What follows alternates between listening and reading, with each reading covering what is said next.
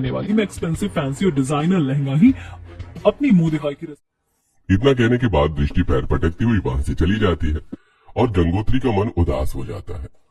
माँ जी आप उदास मत होइए, ये पुश्तैनी लहंगा पहनने का रिवाज मैं पूरा करूंगी इस घर का, और मैं पहनूंगी आपके इस पुश्तैनी लहंगे को। मोदी रही इनकी सिलाई टूटने और मोती झड़ने की बात तो मैं उन्हें सुई धागे से खुद ठीक कर लूंगी। शुक्रिया मेरी प्यारी बहू, तुमने इस घर के पुश्तैनी लहंगे को पहनने के रिवाज को बरकरार रखा।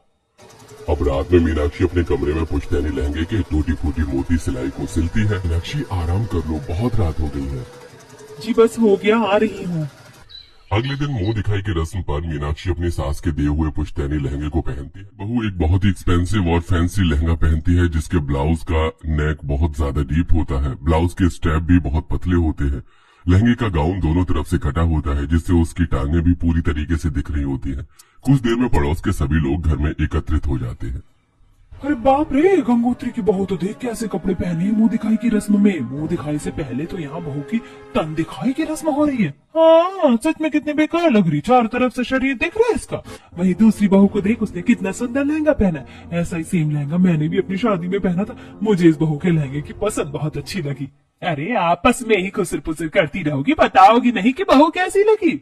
बहू तो तेरी ठीक है गंगोत्री, पर तेरी छोटी बहू ज्यादा सुंदर लग रही है। उसका लहंगा भी हमें बहुत पसंद आया। अरे पसंद क्यों नहीं आएगा, आखिर पुश्तैनी लहंगा जो पहना है मेरी बहू ने।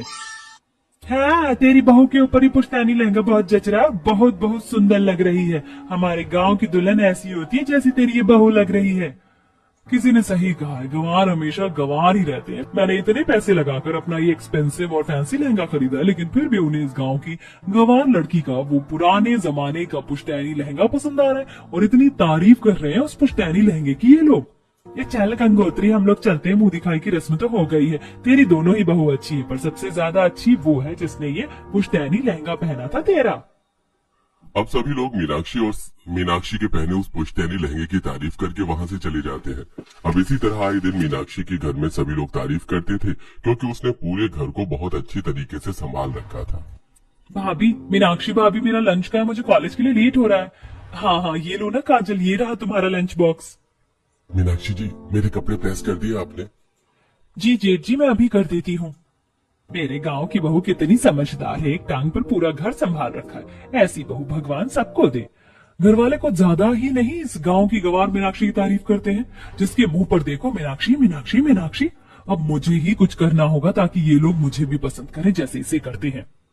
ये सब देखकर दृष्टि भी घर के काम करना शुरू करती है और सबके लिए खाना बनाती है, पर खाना खाते ही सब खाने को मुंह से थूकते हुए